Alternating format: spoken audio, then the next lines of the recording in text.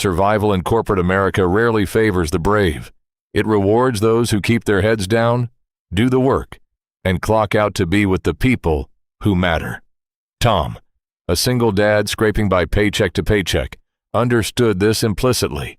He spent every day toiling under the thumb of a billionaire CEO who didn't even know he existed. Yet upon finding that very same executive unconscious on the curb, Tom shattered his golden rule of self-preservation. He made the mistake of caring. The alarm went off at 5 a.m. It always did. Tom reached blindly through the dark, his hand slamming onto the snooze button with the practiced accuracy of a man who had done this 1,000 times. He lay there for exactly 60 seconds, staring at the water stain on the ceiling. It looked vaguely like a skull, or maybe just a warning. He rolled out of bed. The floorboards were cold. He stepped over a stray plastic dinosaur, a stegosaurus specifically, and nudged his son's bedroom door open.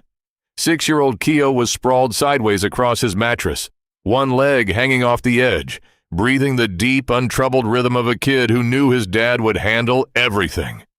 Tom smiled. It was a tired smile, heavy at the edges, but it was real. By 7:30 a.m., Tom was another gray suit in a sea of gray suits, scanning his badge at the security turnstiles of Croft Enterprises. The building was a towering monument to glass, steel, and ruthless efficiency. It smelled like ozone and expensive floor wax.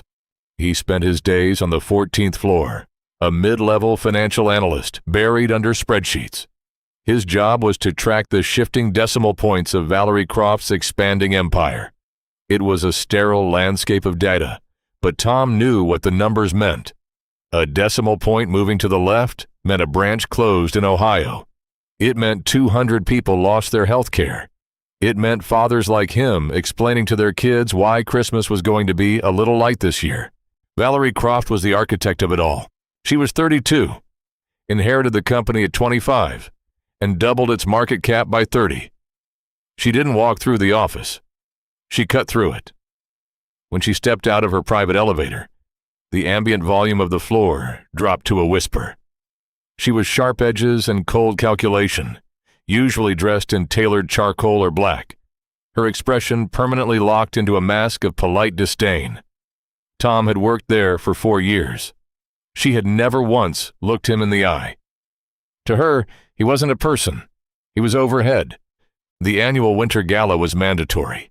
The email from HR had used the word highly encouraged, which in corporate speak meant show up or pack your desk. It was held in a rented ballroom at the Fairmont. Ice sculptures of the company logo melted slowly into silver drip pans. Waiters circulated with champagne flutes that cost more than Tom's weekly grocery budget. Tom stood near a massive marble pillar near the coat check, clutching a lukewarm club soda, periodically checking his watch. He was paying Mrs. Higgins $20 an hour to watch Keo. He calculated he could leave by 10:30 p.m. without drawing attention. At 10:15 p.m., he saw her. Valerie Croft was leaning heavily against the mahogany bar at the far side of the room. She was wearing a midnight blue evening gown that clung to her like a second skin, but her posture was entirely wrong. The rigid, terrifying CEO was gone. She was swaying. Tom watched as a bartender handed her a lowball glass filled with amber liquid. She didn't sip it. She threw it back like it was water, slammed the glass down, and gestured for another. Tom frowned. It was common knowledge that Valerie Croft didn't drink in public. She never yielded an inch of control. But tonight, her eyes were glazed. Her hair was slightly undone, and she was gripping the edge of the bar so hard, her knuckles were bone white. 2 executives from acquisitions approached her, smiling slick, predatory smiles. Valerie snapped something at them.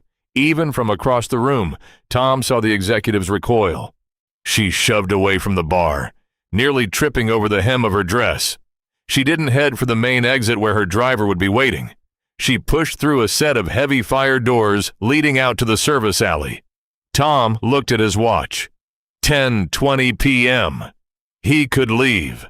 He should leave. But he thought about the weather outside. It was December in Seattle. The rain was coming down in freezing horizontal sheets. He thought about a woman in a sleeveless dress wandering into an alley known for aggressive junkies and shattered glass. He set his club soda down on a passing tray. Cursing under his breath, he pushed through the fire doors. The cold hit him like a physical blow. The alley was dark, illuminated only by the sickly orange glow of a sodium street lamp. The rain deafened the city noise. Valerie was sitting on an overturned milk crate next to a humming industrial dumpster. Her knees were pulled up to her chest. Her phone was on the wet asphalt. The screen shattered. Tom kept his distance, treating the situation like he had stumbled upon a wounded predator. "Ms. Croft!" he called out, raising his voice over the rain. She jerked her head up. Her mascara was running, cutting black rivers through the expensive foundation on her cheeks. She squinted at him. "Who the hell are you?" Her words were thick, stumbling into each other. "Tom Harris. Financial analysis. Floor 14. He took a slow step forward, taking off his suit jacket. "You're freezing. Let's get you back inside. I can find your driver." "No driver," she slurred, wrapping her arms tightly around herself. She shivered violently. "Fired him. Fired everyone today. Board meeting. Bastards tried to vote me out of my own father's company. I showed them." She let out a laugh that sounded like dry leaves scraping across concrete. "I showed them." Tom stopped.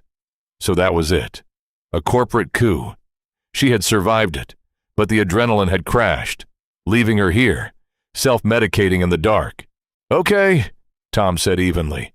He held out his jacket. "Put this on. Let's get you a cab." Valerie stared at the jacket like it was a trap. Then, another violent shiver racked her thin frame.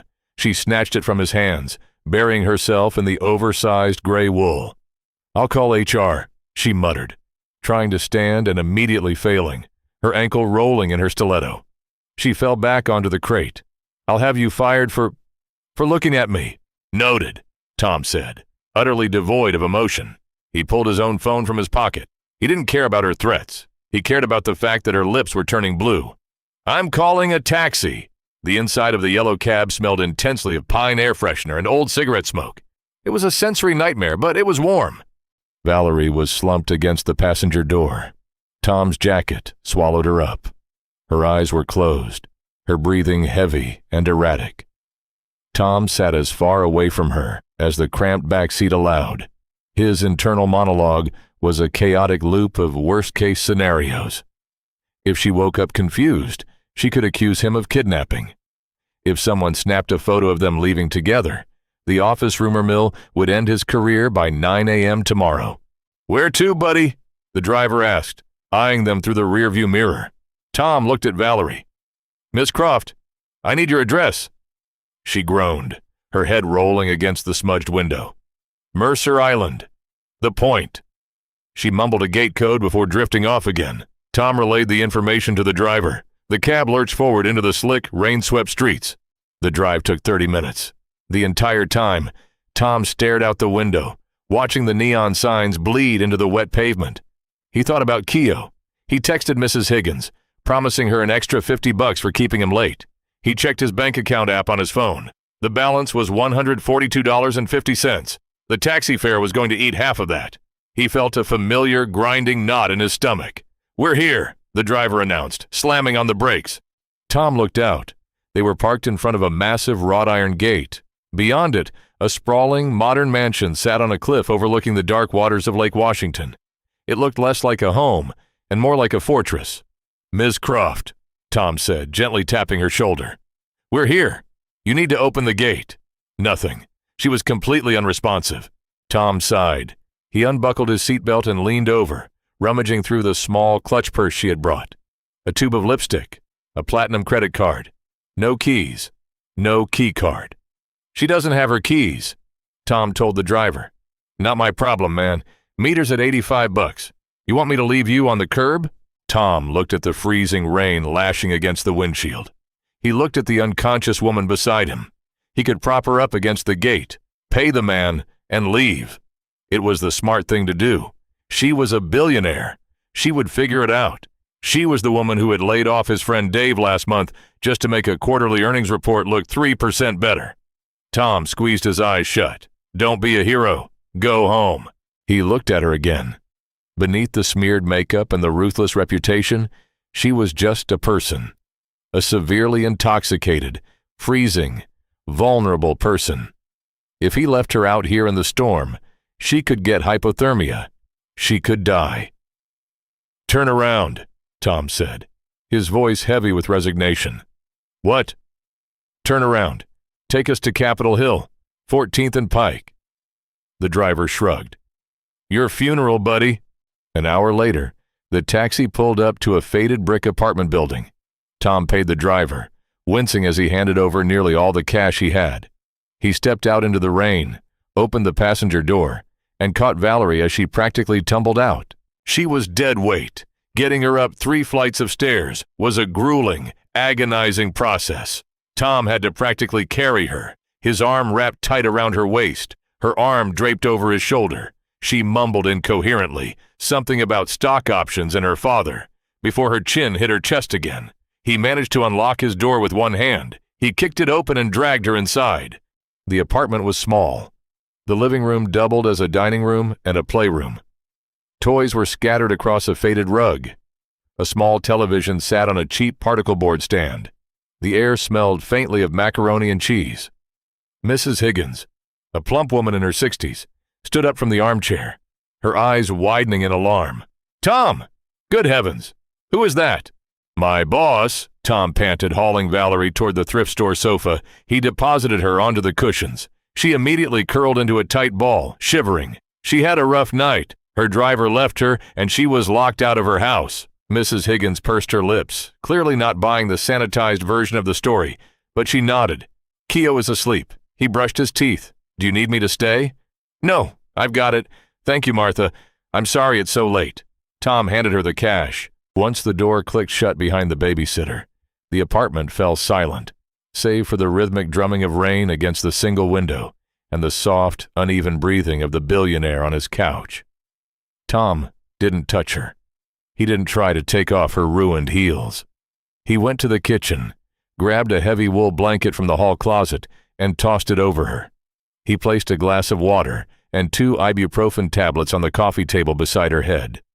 Then, he went to Keo's room. He stood in the doorway for a long time, watching his son sleep, letting the steady rise and fall of the boy's chest quiet the roaring anxiety in his own head. Tom didn't sleep in his bed that night. He pulled a hardback dining chair into the corner of the living room, sat down, and kept watch. The smell woke her. It wasn't the scent of imported linen or the lavender diffusers her housekeeper used. It was the sharp, bitter smell of cheap coffee and slightly burnt toast.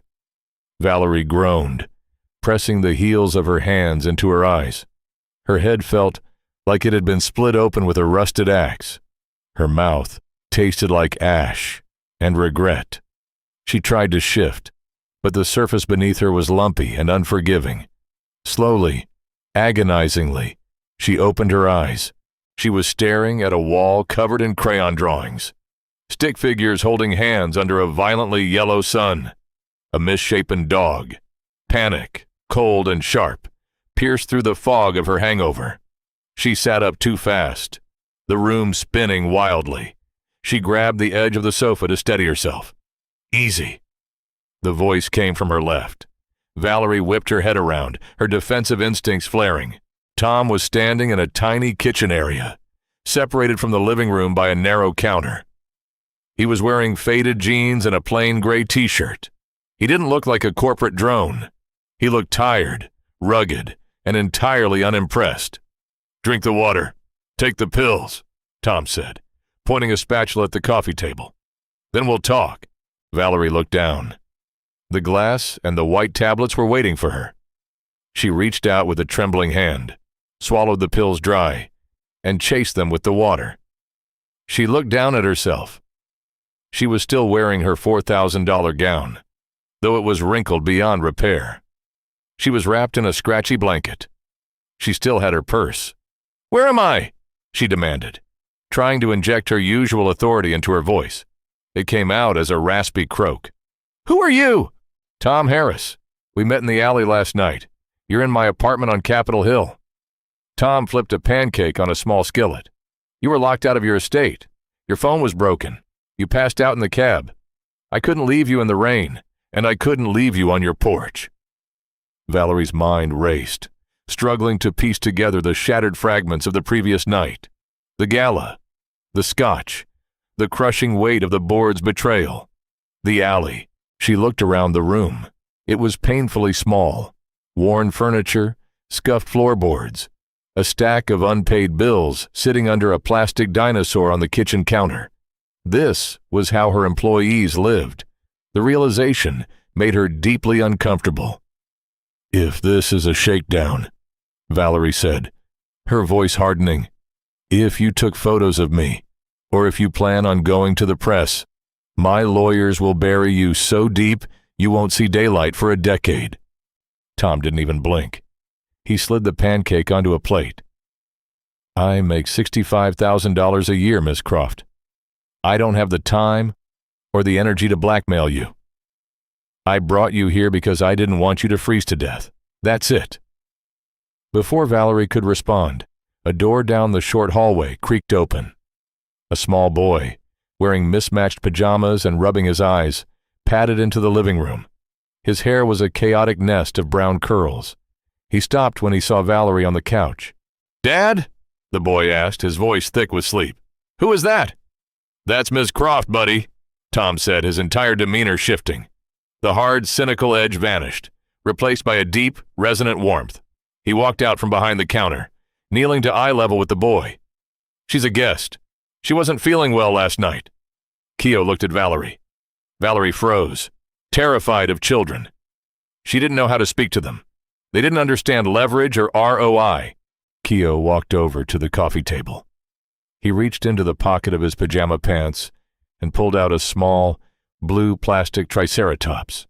He held it out toward her. "You can hold it," Keo said seriously.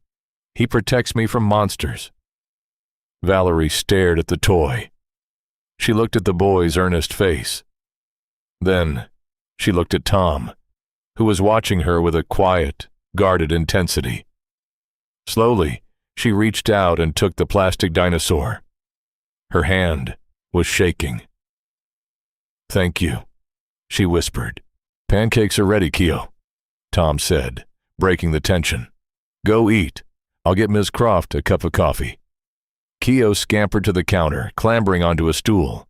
Tom poured black coffee into a chipped mug that read, "World's Okayest Dad," and walked it over to Valerie. She took it, wrapping both hands around the hot ceramic. She watched Tom. She watched him wipe syrup off the counter, ruffle his son's hair, and check his watch. The silence stretched, broken only by the sound of Keo chewing and the distant hum of traffic outside. Valerie looked at the peeling paint on the windowsill. She thought about the layout of this apartment. She knew the property values in this neighborhood. She knew exactly what Tom took home every 2 weeks, down to the penny. She looked at Tom, who was now putting a carton of milk back in the fridge. "You knew exactly who I was," Valerie said quietly. Tom closed the fridge door. "I did. I signed off on the restructuring last quarter," she continued, her voice gaining a strange, brittle clarity. "I fired your colleagues. I cut the overtime budget for your department. I know your name now, Tom. I know what tier you are. I know you're struggling." Tom crossed his arms, leaning against the counter. "Is there a point to this, Ms. Croft?" "Yes," Valerie said. She placed the mug on the table. The defensive armor was gone. She wasn't the CEO right now. She was just a woman sitting on a cheap couch, staring at a reality she had engineered but never witnessed. "You hate me," she stated. It wasn't a question. "You have every right to hate me. You could have left me in that alley.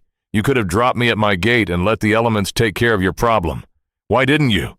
Tom looked at her, then glanced at Keo, who was blissfully oblivious, building a syrup lake on his plate. "Because my son is watching," Tom said simply. His voice was low, devoid of anger, just heavy with undeniable truth. "I can't teach him how to be a decent man in a broken world if I leave broken people on the sidewalk." The words hit Valerie like a physical strike.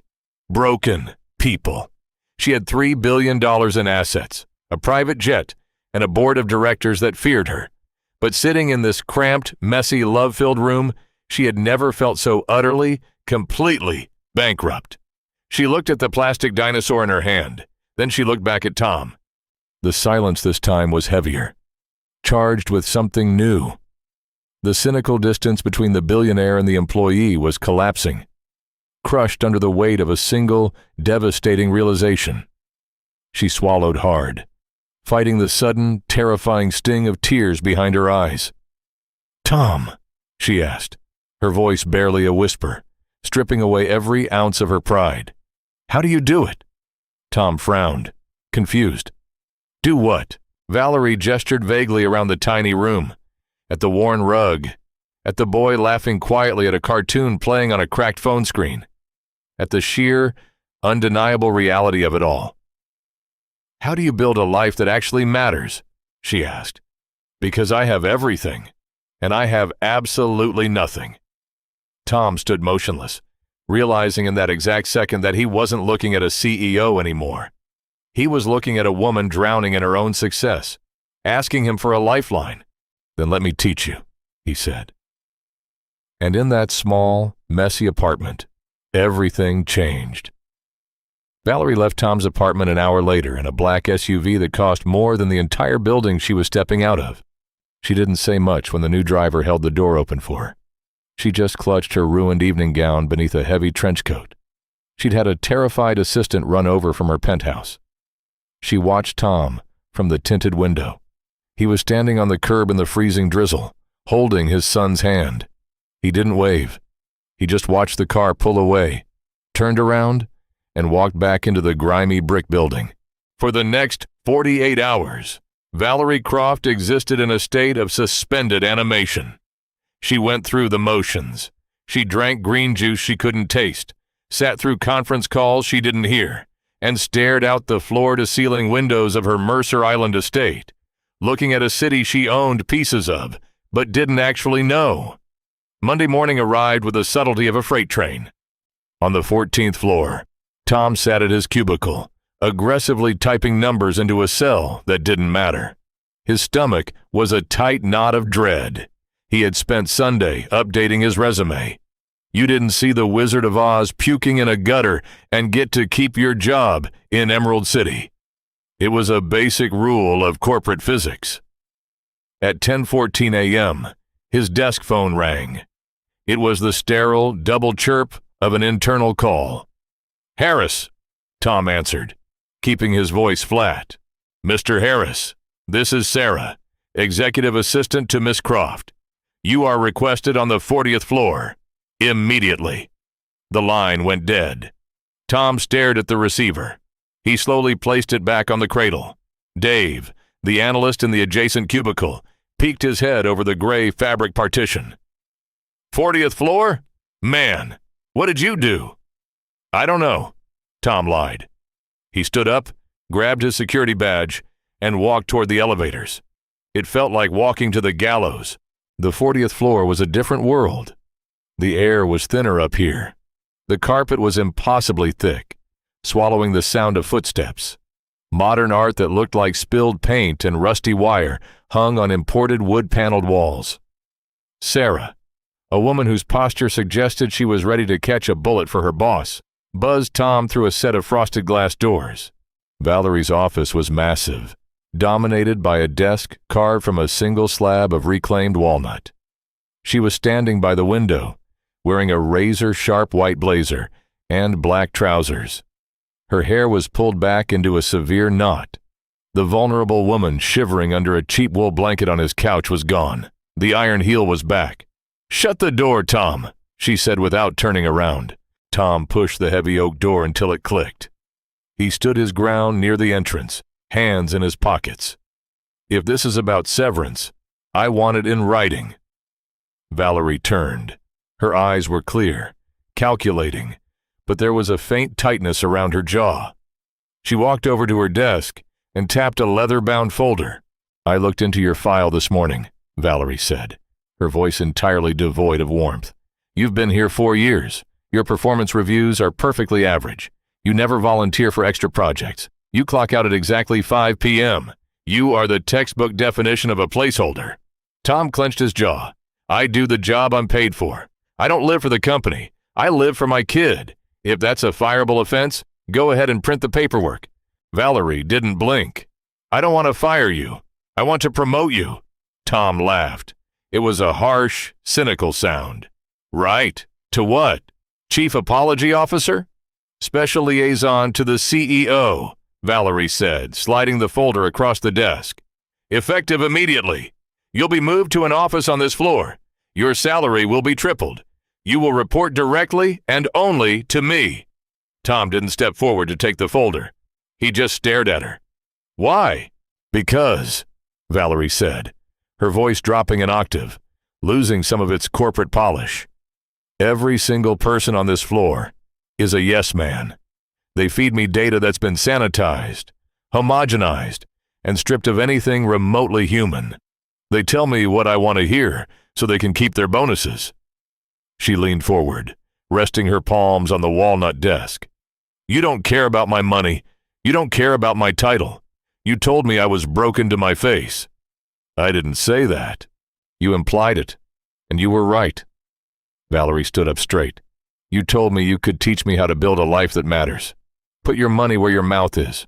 Show me what I'm breaking. Tom looked at the folder. A tripled salary meant Mrs. Higgins could get a raise. It meant Keogh's college fund wouldn't be an empty savings account. It meant a reliable car that didn't stall at red lights. But it also meant getting closer to the blast radius of a woman who destroyed lives for a living. I clock out at 5, Tom said, his voice hard. No exceptions. And if I tell you a policy is garbage, I'm not going to sugarcoat it. I wouldn't expect you to, Valerie said. Sit down, Tom. We have a lot of work to do. By week 3, Tom realized he hadn't been promoted. He had been drafted into a war. Working with Valerie Croft was like trying to redirect a river with a teaspoon. She was brilliant, relentless, and completely detached from the physical reality of her decisions. It was a rainy Tuesday afternoon. The sky outside the 40th floor windows was the color of a bruised plum. Tom slammed a thick manila folder onto the center of Valerie's immaculate desk. What is this? Valerie asked, glancing up from her monitor. That's the Q3 logistics report, Tom said, leaning over the desk. Specifically the fulfillment center in Detroit. You signed off on a 20% reduction in utility overheads last month. I did, Valerie said defensively. The margins were bleeding. The facility is fully automated. We don't need to heat it like a resort. It's not fully automated, Valerie, Tom shot back. He had dropped the Ms. Croft a week ago when they spent 4 hours screaming at each other over a healthcare restructuring plan. You have 60 people on the floor managing the sorting belts. The temperature in Detroit hit 12 degrees yesterday. The warehouse is sitting at 45 degrees because of your cap. People are wearing winter coats on forklifts. A guy named Marcus broke his collarbone because the steering column froze up. Valerie stared at him. She looked down at the folder. She didn't open it. The board demanded a 4% reduction in operating costs across the logistics division. I don't care about the board, Tom said, his voice dropping to a low, dangerous register. I care about the fact that you saved $40,000 by giving your own employees mild hypothermia. Look at the file.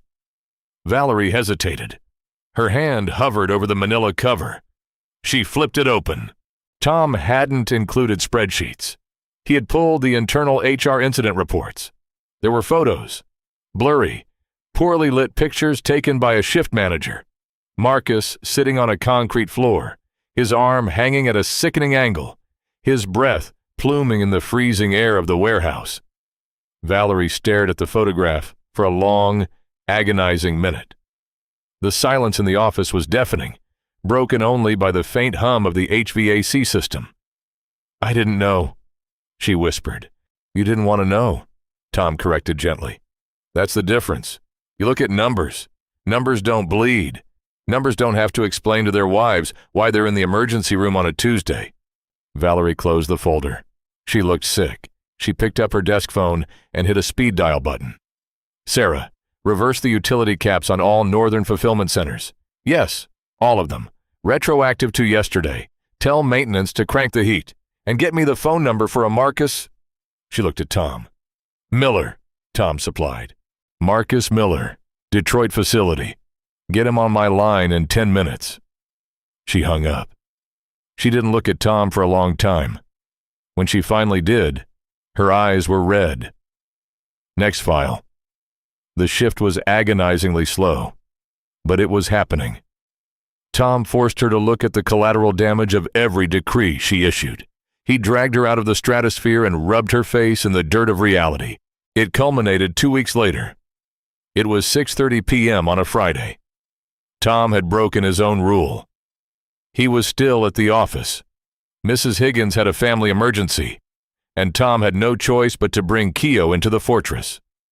Keo was sitting on the floor of Valerie's office, surrounded by a small army of plastic dinosaurs, using a stack of $250,000 acquisition proposals as a terrain feature.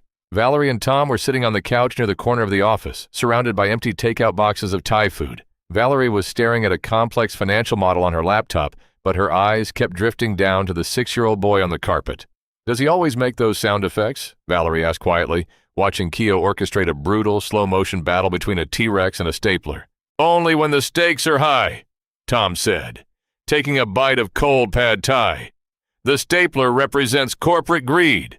The T-Rex is the working class." Valerie let out a genuine, startled laugh. It was a good sound. It made her look 10 years younger, erasing the severe lines around her mouth. She set her laptop aside and slid off the leather couch, sitting cross-legged on the thick carpet next to Keo. Tom watched, slightly stunned. She was wearing a $1,000 silk blouse, and she was sitting on the floor. "What's happening here?" Valerie asked the boy. Keo didn't miss a beat. "The metal monster took the watering hole. Rex is hungry." Valerie picked up a plastic brachiosaurus. "Can this one help?" Keo looked at her, then at the dinosaur, assessing her tactical choice. "Yeah, he's got a long neck. He can see over the mountain." He pointed to a stack of manila folders. For the next 20 minutes, Tom just watched. He watched the billionaire CEO of Croft Enterprises negotiate a peace treaty between a fleet of plastic dinosaurs and office supplies. He watched her smile, not the predatory smirk she gave investors, but a soft, unguarded smile that reached her eyes. He felt a sudden, terrifying shift in his chest. He had spent 4 years hating this woman. Now, watching her build a wall out of highlighters with his son, he realized he didn't hate her at all. He realized something far more dangerous. He was starting to care about her. Valerie looked up, catching his eye. The office was quiet. The city lights of Seattle glittered through the glass behind them. In that moment, the corporate hierarchy didn't exist. There was just a man, a woman, and a kid in a room. "I'm terminating the automated customer service AI project," Valerie said softly, not breaking eye contact with Tom. Tom froze. "That project is projected to save $30 million over 2 years. It's also going to cost 400 people their jobs just before Christmas," Valerie said. She placed the brachiosaurus down gently. "The margins are tight, but we can absorb the cost if we pause the executive dividend payout for Q4. Tom stared at her. "The board is going to slaughter you." "Let them try," Valerie said, her jaw setting into that familiar iron line. But this time, she wasn't fighting for power. She was fighting for something else. "I'm done building an empire out of ghosts." Tom swallowed hard. He nodded once. "Okay, I'll run the numbers on Monday." They both knew it was going to be a bloodbath. They just didn't know who was going to bleed first. The backlash didn't take weeks. It took exactly 4 days. Richard Vance, the chairman of the board, was a man who viewed empathy as a terminal disease. He had been Valerie's father's right-hand man, a relic of the old guard who believed human capital was meant to be burned for fuel. Tom was sitting in his office, a glass box adjoining Valerie's suite, when he saw Richard marching through the frosted double doors. Richard was flanked by 2 other board members. They didn't look like they were here to negotiate. They looked like an execution squad. Tom stood up, walking out of his office just as Richard bypassed Sarah's desk entirely and threw open the door to Valerie's inner sanctum. Tom slipped in behind them, shutting the door. Valerie was standing by the window. She didn't flinch. "Richard," Valerie said coldly, You don't have an appointment. I don't need an appointment to stop you from burning this company to the ground, Richard snapped. He threw a thick leather-bound portfolio onto her desk. The slap of leather on wood echoed like a gunshot. What is this, Valerie? You canceled the AI rollout. You reinstated full benefits for part-time warehouse staff. You froze the executive dividends. Our stock dipped 1.5 points this morning. The stock will recover, Valerie said smoothly, walking around to face them. The long-term retention of a healthy workforce reduces hiring churn by... Don't quote HR statistics at me, Richard roared, his face flushing violently red. You are running a charity, not a Fortune 500 company. The board had an emergency session this morning. You are acting erratically. You're making emotional decisions, and we know exactly where it's coming from. Richard turned his gaze on Tom. The older man's eyes were filled with absolute venom. Tom Harris, Richard sneered. Mid-level analyst plucked from obscurity, suddenly playing whisperer to the CEO. You think we don't do our homework? We know you took her to your apartment after the gala. We know you've been entirely responsible for these sudden philanthropic urges. Valerie stepped forward, her voice cracking like a whip. Leave him out of this, Richard. My decisions are my own. Not anymore, Richard said. He pulled a single sheet of paper from the inside pocket of his tailored suit. He handed it to Tom. Tom took it. It had the official HR watermark. Termination of employment. Effective immediately. Cause: violation of corporate code of conduct. Exercising inappropriate leverage and personal influence over executive management. Tom felt the air leave his lungs. It wasn't the loss of the job that hit him. It was the sudden, violent reminder of his own fragility. He had a mortgage. He had a kid. He had nothing to fall back on. He was a peasant playing a king's game, and the kings had just remembered he was on the board.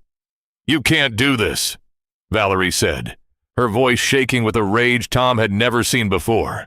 I am the CEO. I have final approval on all executive hires. Read the bylaws, Valerie.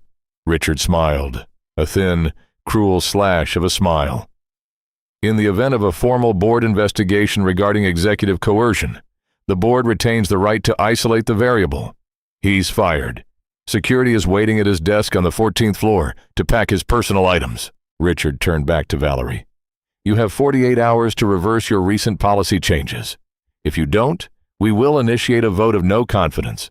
We will strip you of your title, take the company public, and sell it for parts. Your father would be ashamed of you. Richard buttoned his jacket and walked out, his cronies following close behind. The heavy door clicked shut, sealing the silence in the room. Valerie stood frozen. She looked at the door, then slowly turned to look at Tom. Tom was staring at the termination letter. His hands were shaking. All the warmth, all the progress, all the human connection they had built over the last month evaporated in the sterile, air-conditioned chill of the office. Tom! Valerie started, her voice fracturing.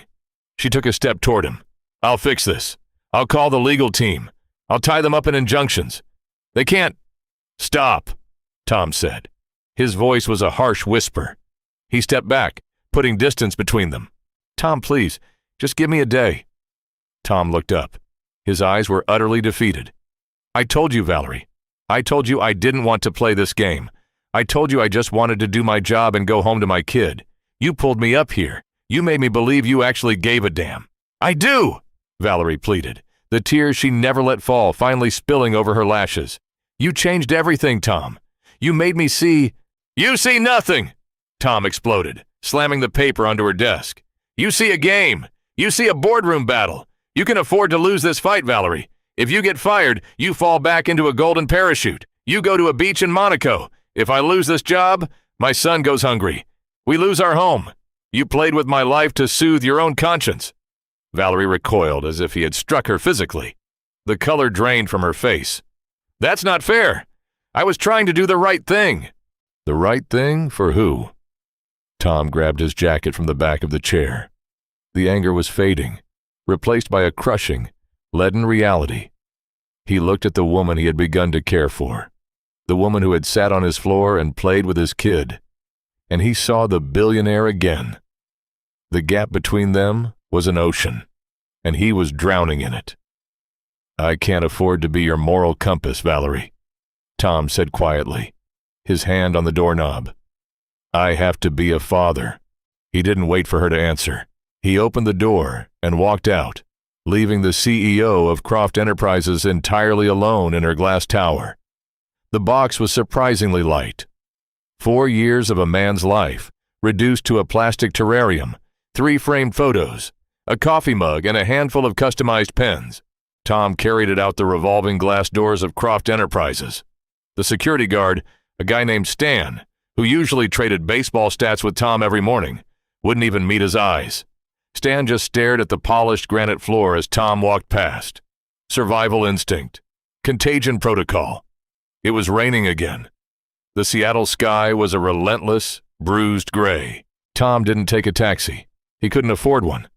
He walked the 8 blocks to the bus stop, the cardboard box growing heavy, the bottom turning soft and pulpy from the drizzle. The first week was a masterclass in denial. Tom treated job hunting like a 9-to-5 shift. He sat at the tiny laminate kitchen table, laptop open, cycling through job boards with ruthless efficiency. He sent out 40 applications. He tailored his cover letters. He called old college roommates who had moved on to mid-level management at rival firms. "Sorry, Tommy," they would say, their voices thick with uncomfortable pity. "There's a hiring freeze." Or, "Word travels fast, man. You got publicly marched out by Richard's faction. Nobody wants to touch that right now." Corporate America was a small town, and Tom had been labeled a leper. By week 2, the denial curdled into panic. The severance package was tied up in legal review, a final petty twist of the knife from the board. His savings account, already anemic, was draining with terrifying speed. Rent, groceries, the electric bill, Mrs. Higgins' weekly pay. It was a math equation that only had one ending, and Tom was staring right at it. He started lying to Keo. It was the hardest part. "Why are you home so much, Dad?" Keo asked on a Tuesday afternoon, pushing a yellow plastic dump truck across the worn rug. Tom looked up from his laptop. The screen displayed a rejection email from a logistics firm in Bellevue. "Taking some vacation days, buddy. Thought we could hang out more." Keo beamed, entirely satisfied with the answer. "Can we go to the zoo?" Tom felt a physical ache in his chest. The zoo meant gas money. It meant a $20 admission ticket. It meant a $10 hot dog. "Not today, pal." Tom forced a smile. "Let's build a fort instead. The couch cushions are looking prime for a castle." They built the fort. Tom sat inside the dark, fabric-smelling tent, listening to his son narrate a battle between knights and dragons. He closed his eyes. The fear was a living thing in his stomach, chewing at the lining. He had played the hero.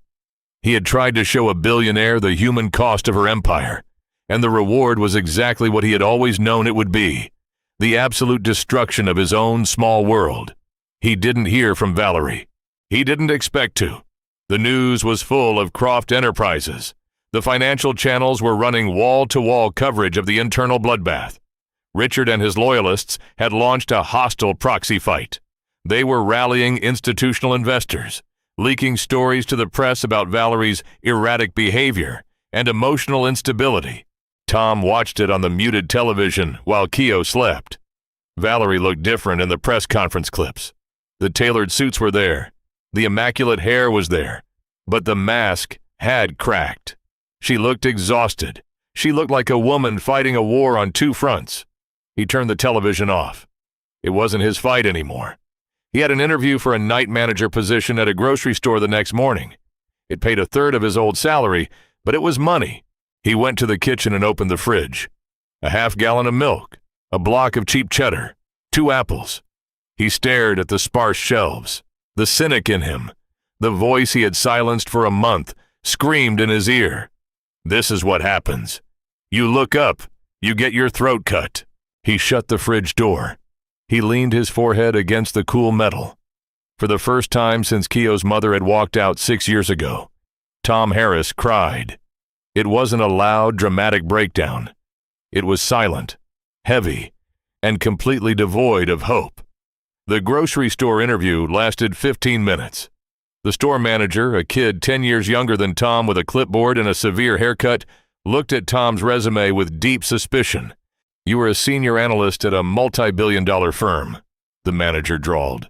"Why do you want to manage the graveyard shift in produce?" "Because I have a kid and a mortgage," Tom said flatly. The manager set the resume down. "You're overqualified. You'll leave the second something better comes along. I need someone who's going to stay." Tom didn't argue. He knew the look.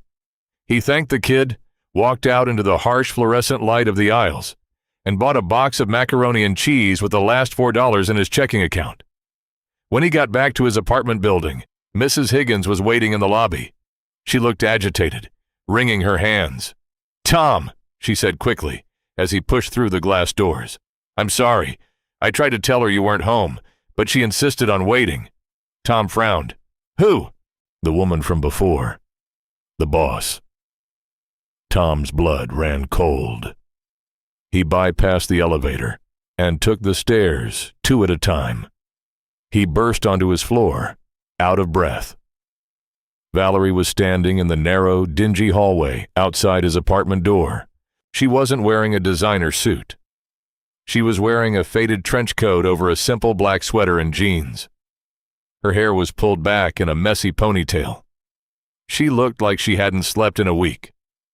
There were dark, heavy bags under her eyes, and her posture was stripped of all its usual terrifying command. Tom stopped at the top of the stairs, clutching the plastic grocery bag. They stared at each other for a long moment. The silence was thick, loaded with unspoken accusations and unhealed wounds. "You shouldn't be here," Tom finally said, his voice rough. "I know," Valerie replied. Her voice was quiet, deflated. "Can we go inside? Please." Tom looked at her. He wanted to scream at her. He wanted to tell her exactly what her little moral awakening had cost him. But looking at her now, she didn't look like the CEO who had destroyed his life. She looked like the freezing woman in the alley. He walked past her, unlocked the door, and pushed it open. "Keo's at school," he said curtly. "You have 5 minutes." Valerie stepped inside.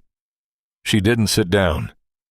She stood in the center of the living room, looking at the faded rug, the cheap television, the pile of final notice bills stacked on the kitchen counter. She saw the box of mac and cheese poking out of the grocery bag Tom set down. She closed her eyes. A slow, shuddering breath escaped her lips. "They won," Tom said, crossing his arms. "I saw the news. Richard got the votes. You're out." Valerie opened her eyes. "No, he didn't." Tom frowned. "The financial channels said the vote was a lock." "It was," Valerie said, stepping forward. "Richard had the board. He had the institutional investors. They were going to strip me of the CEO title this morning at 9 a.m. So what happened?" "I burned the ships," Valerie said simply. Tom stared at her. "What does that mean?" Valerie reached into her coat pocket and pulled out a folded piece of paper. She set it on the coffee table. "I spent the last 2 weeks digging," Valerie said, her voice gaining a fraction of its old steel. "Not into the finances. I know the finances. I dug into the internal communications, the safety reports you showed me, the cost-cutting measures the board forced through over the last 5 years. I found the emails. I found Richard explicitly ordering the suppression of injury reports in the Detroit Fulfillment Center, and 3 others to artificially inflate the stock price before his own scheduled stock sell-offs." Tom felt the air leave the room. "That's insider trading. That's federal fraud." "Yes," Valerie nodded. "It is." "If you took that to the SEC..." Tom started, his mind racing through the implications. "The stock will plummet. The company will be investigated. It will cost Croft Enterprises billions." "I know," Valerie said. "I dropped the files on the desk of the regional director of the SEC at 8 a.m. this morning. I sent copies to the Wall Street Journal and the New York Times. By noon today, Richard and 3 other board members are going to be federally indicted." Tom was speechless. He looked at the woman standing in his living room. She had detonated a nuclear bomb inside her own empire. "You destroyed your own company," Tom whispered. I destroyed a machine that was feeding on people, Valerie corrected him. The company will survive. The stock will tank, yes, but I filed an emergency motion to transition Croft Enterprises into an employee-owned trust. To stabilize the transition, I liquidated my personal equity. Tom took a step back. You what? My shares, Valerie said. My trust fund? My father's estate. I signed it all over to the trust. It's the only way to back the company's valuation during the federal investigation, so the workers don't lose their pensions or their jobs. Tom's mind couldn't process the math. Valerie, that's $3 billion. Give or take, she smiled. It was a sad, exhausted smile, but it was entirely genuine. I kept enough to pay off a mortgage and live comfortably, but the private jets, the Mercer Island estate, the political leverage, it's gone. The board is gutted. The employees own the controlling stake now. Tom looked at the paper on the coffee table. He walked over and picked it up. It wasn't a termination letter. It was a deed. What is this? Tom asked. It's a commercial lease, Valerie said, for a small warehouse in Sodo. I bought it yesterday. She walked over to him, standing close enough that he could smell the faint scent of vanilla and rain. Croft Enterprises doesn't need a CEO anymore. It needs a union rep, which they have, Valerie said. But I know supply chain logistics. I know how to move things. I'm starting a new company, a small one, regional, ethical. We pay fair wages, we don't cut corners, and we don't treat people like numbers. She looked up into his eyes. The corporate armor was entirely gone, leaving only the human being underneath. I need a CFO, Valerie said softly. Someone who won't let me build another empire out of ghosts. Someone who will tell me when I'm wrong. Someone who knows what real life looks like. Tom stared at the lease in his hands. His heart was hammering against his ribs. He had spent his whole life playing it safe, keeping his head down, expecting the worst from the people at the top. But this woman had just burned her own kingdom to the ground to prove that he was right. I clock out at 5, Tom said, his voice thick with emotion. No exceptions. Valerie laughed, a bright, tearful sound that lit up the dingy apartment. I wouldn't have it any other way. 6 months later, the Seattle rain was still falling, but it didn't feel as cold. The warehouse in Sodo smelled of fresh paint, cardboard, and strong coffee. It was a fraction of the size of the Croft Enterprises distribution centers. There were no robotic sorting belts. There were people. People who wore heavy jackets, listened to loud music on portable radios, and knew each other's names. Tom stood in the small, glass-walled office overlooking the floor. He was wearing jeans and a flannel shirt, holding a clipboard. He looked at the numbers. The margins were tight. They weren't making millions, but the numbers were green, and the employee health care plan was the best in the city. The door to the office opened. Valerie walked in. She was carrying 2 mugs of coffee. She was wearing work boots, dark denim, and a Croft Logistics, the new company's name, fleece jacket. The bags under her eyes were gone. She looked alive. Dock 3 is backed up, Valerie said, handing him a mug. The shipment from Portland got delayed by a mudslide. I'll go down and help them reroute, Tom said, taking a sip. It was good coffee, not the cheap stuff. Valerie leaned against his desk, watching him. You don't have to go down there. You're the CFO. You can just adjust the delivery window in the system. Tom smiled, setting the clipboard down. Numbers don't move boxes, Val. People do. Valerie smiled back. It was a private, shared acknowledgement of how far they had come. The billionaire who couldn't look an employee in the eye was gone. In her place was a partner. A loud, chaotic noise erupted from the warehouse floor. Tom and Valerie both looked out the glass. Keo was sprinting down the central aisle, wearing a hard hat that was 3 sizes too big for him, clutching a giant plastic T-Rex. He was being chased by Stan, the former security guard from the corporate tower, whom Tom had personally hired as the new floor manager. Stan was roaring like a monster, letting the 6-year-old outrun him. He's going to trip over a pallet, Valerie said, shaking her head, though her smile never faded. He knows the safety protocols, Tom said proudly. Valerie turned back to Tom. The afternoon light, catching the rain on the window pane, cast a warm glow across her face. "Are we okay, Tom?" she asked quietly. "The numbers. For the quarter." Tom looked down at the ledger on his desk. He thought about the bank account that was no longer empty. He thought about the fact that he hadn't worried about the electric bill in half a year.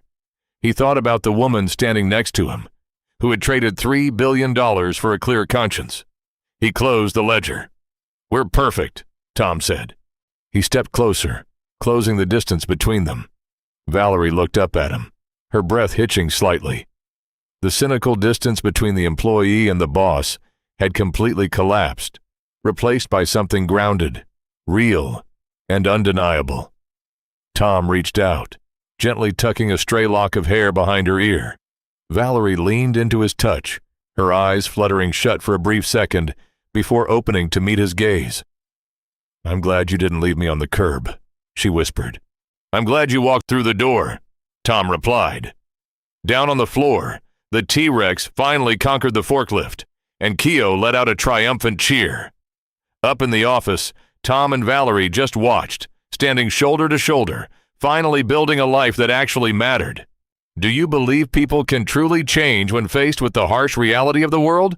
Or do you think money always wins in the end? Drop a comment below and let us know your thoughts on Valerie's ultimate sacrifice.